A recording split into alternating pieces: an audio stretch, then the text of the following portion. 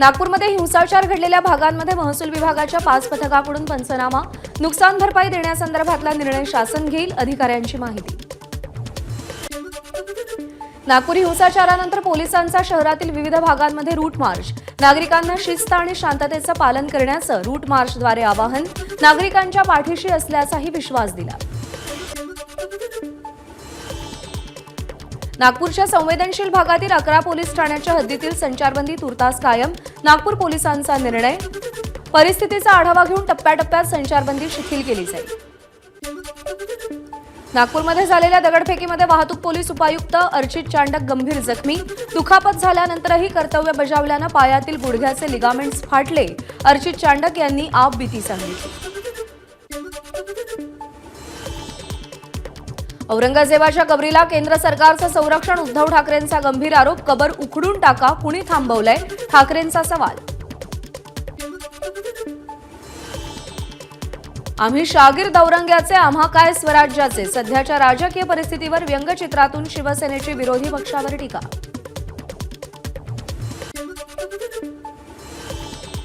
शिवरायांचा अवमान करणाऱ्यांना भर चौकात फटके द्या, उद्धव ठाकरेंचं वक्तव्य। औरंगजेबाच्या कबरीला संरक्षण देण्याची गरजच काय, ठाकरेंचा संतप्त सवाल। छत्रपती संभाजीनगरचे जिल्हाधिकारी दिलीप स्वामींनी औरंगजेबाच्या कबरीच्या सुरक्षेचा आढावा घेतला। जिल्हाधिकाऱ्यांसोबत पोलीस अधीक्षक विनयकुमार राठोडही उपस्थित, जिल्हाधिकाऱ्यांकडून सुरक्षेच्या दृष्टीनं पोलिसांना सूचना। चूक केली नसल्यानं माफी मागण्याची गरज नाही, काँग्रेस प्रदेशाध्यक्ष हर्षवर्धन सपकाळ यांनी स्पष्ट केलं। देवेंद्र फडणवीसांच्या कारभाराच्या पद्धतीबद्दल बोलत असल्याचं सपकाळांचं स्पष्टीकरण।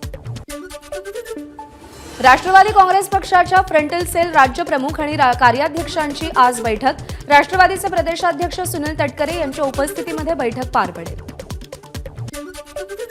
भाजपकडून तृतीयपंथीय सेल बनवण्यात येणार, आज भाजपकडून काही महत्त्वाचे पक्षप्रवेश पार पडणार। मनसेची नवी रचना तयार, पक्षात नवे फेरबदल होणार, 23 मार्चला पक्षाची नवी रचना समोर येणार, मनसेच्या बैठकीत निर्णय। मुंबई महानगरपालिकाची निवडणूक ऑक्टोबर नंतरच होण्याची शक्यता, सूत्रांची माहिती। महानगरपालिकेच्या अधिकाऱ्यांची आणि राज्य निवडणूक आयोगाची बैठक, कोर्टाच्या निकालानंतरही पालिकेला आढावा आणि तयारीसाठी 100 दिवस लागणार असल्याची माहिती।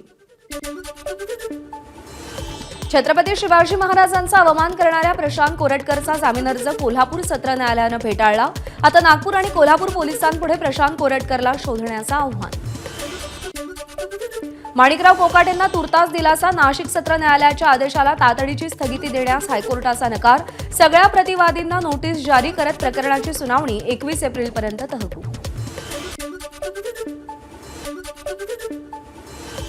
रविकांत तुपकरांच्या शेकडो समर्थकांना पोलिसांनी ताब्यात घेतलं, गरिमी काव्यानं भूमिगत होऊन रविकांत तुपकर मुंबईत दाखल, कर्जमाफीसाठी मुंबईत आंदोलन होणारच, रविकांत तुपकर यांचा इशारा।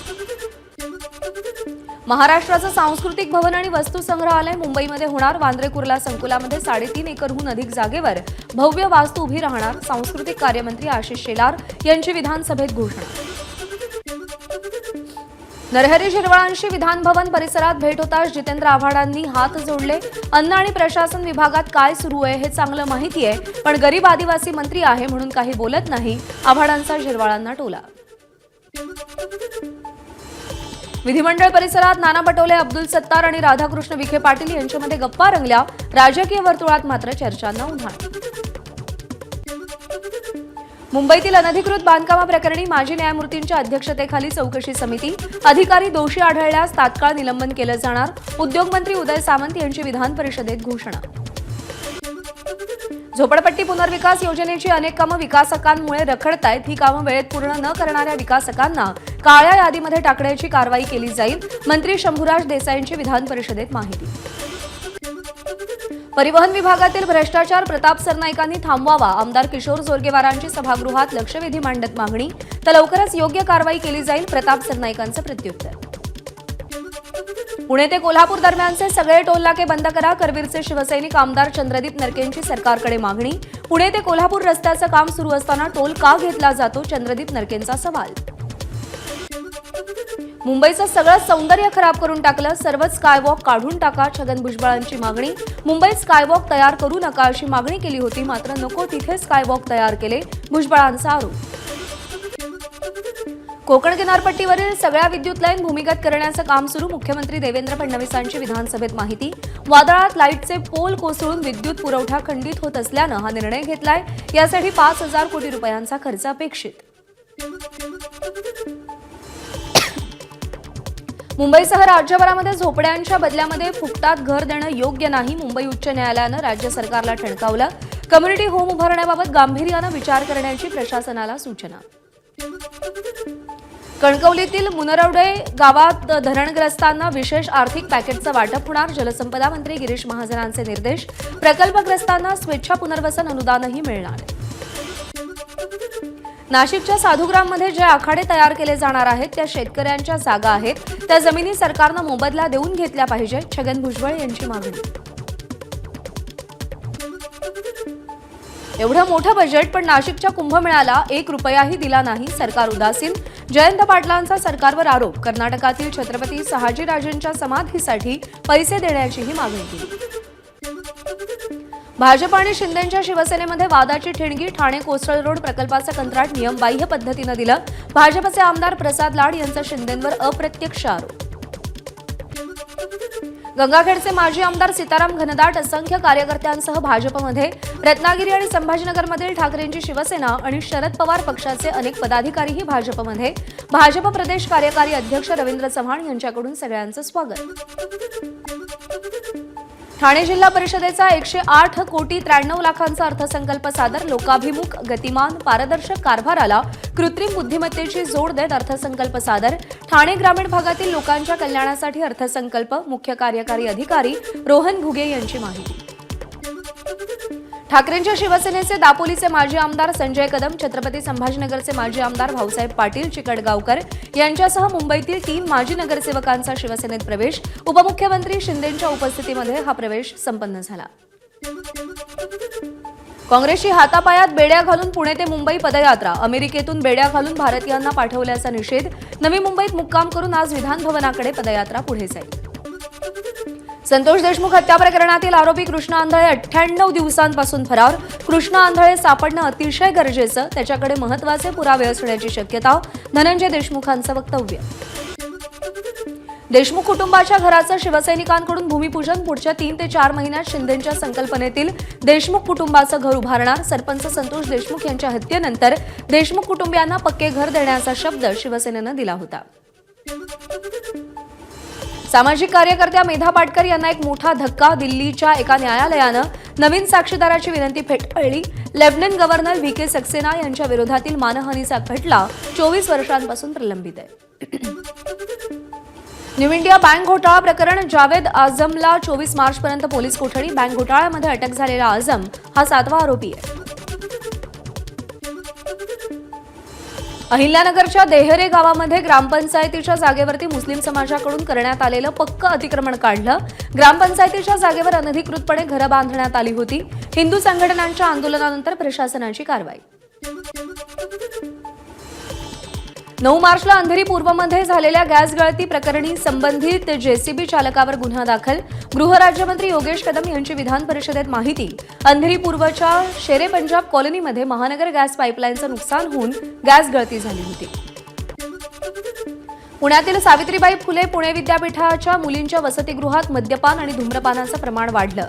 याबाबतचे काही व्हिडिओ काढून एका मुलीनं हा प्रकार उघडकीस आणलाय. व्यवस्थापनाकडूनही चिंता व्यक्त. ठाणे ग्रामीण पोलिसांचा एक सीसीटीव्ही आपल्या सुरक्षिततेसाठी उपक्रम. ठाणे ग्रामीण अधीक्षक परिक्षेत्रामध्ये 4500 सीसीटीव्ही प्रस्तावित. तर ठाणे ग्रामीण हद्दीमध्ये 1121 सीसीटीव्ही कॅमेरेज. अल्पवयीन मुलीचा विनयभंग केल्याप्रकरणी एका आरोपीला 3 वर्ष सक्तमजुरीची शिक्षा. माणगाव सत्र न्यायालयानं 2012च्या घटनेप्रकरणी ही शिक्षा सुनावली. लहू इवलेकर असं आरोपीचं नाव. 10,000 रुपयांचा दंडही ठोठावला. गडचिरोलीमध्ये अल्पवयीन विद्यार्थिनीला रस्त्यात गाठून अत्याचार करण्याचा प्रयत्न. 2 आरोपींना पोलिसांनी अटक केली आहे. रत्नागिरीमध्ये हत्या. मृतदेह पोत्यात भरून रायगडमध्ये टाकला. एक डायरी आणि एका नंबरच्या आधारावर म्हसळा पोलिसांनी 12 तासात हत्येचा तपास केला. 3घांना अटक.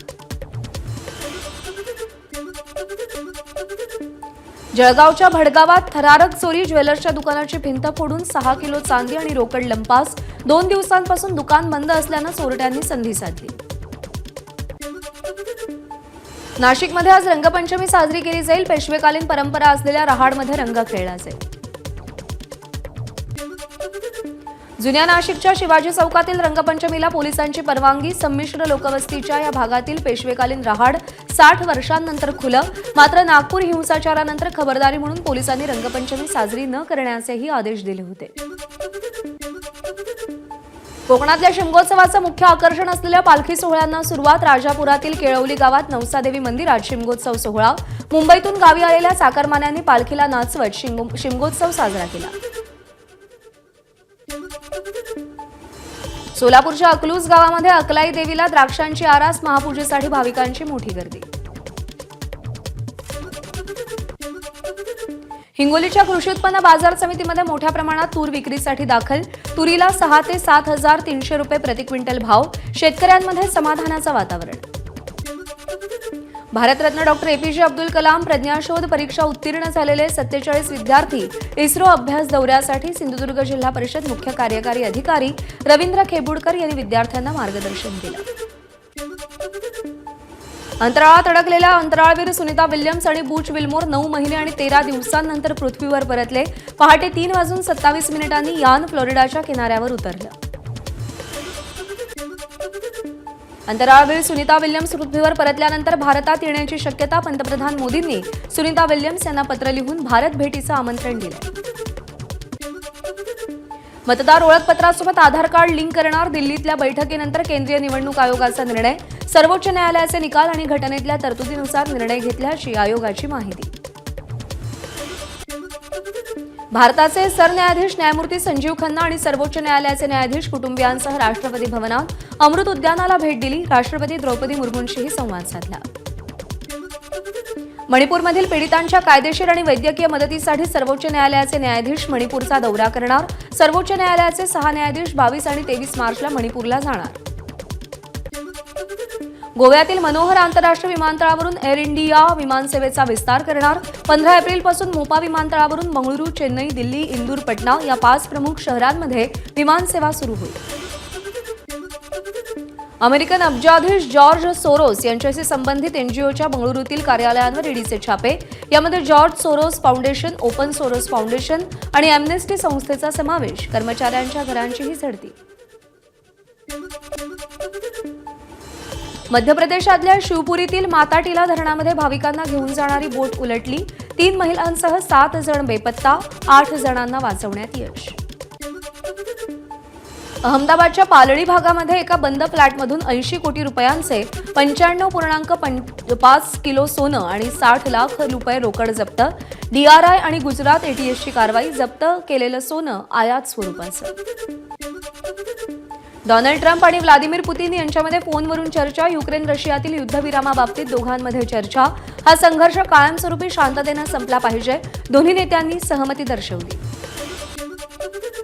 रशिया युक्रेन युद्धात अण्वस्त्राचा वापर होणार होता, यासाठी मोदींनी त्यांना परावृत्त केल्याचा पोलंडच्या परराष्ट्र विभागाचे उपमंत्री व्लादिस्लो थिओफिल बर्टोसझेव्स्की यांचा दावा। 2024-25 या वर्षामध्ये अमिताभ बच्चन सर्वाधिक कर भरणारे भारतीय सेलिब्रिटी। 120 कोटी रुपयांचा कर भरला। कर भरण्याच्या बाबतीत शाहरुख खानलाही मागे टाकलं। यावर्षी अमिताभ बच्चन यांची एकूण कमाई 350 कोटी रुपयांची। आर्यन ग्रुप ऑफ कंपनीकडून नाना पाटेकर यांच्या संस्थेला 20 कोटी आणि सयाजी शिंदेंच्या सह्याद्री देवराई संस्थेला 5 कोटी रुपयांचा निधी। खासदार रक्षा खडसे यांच्याकडून निधी सुपूर्द। नाना पाटेकर, सयाजी शिंदे यांनी आर्यन ग्रुप ऑफ कंपनीचे आभार मानले। एबीपी माझा, उघडा डोळे बघा नीट।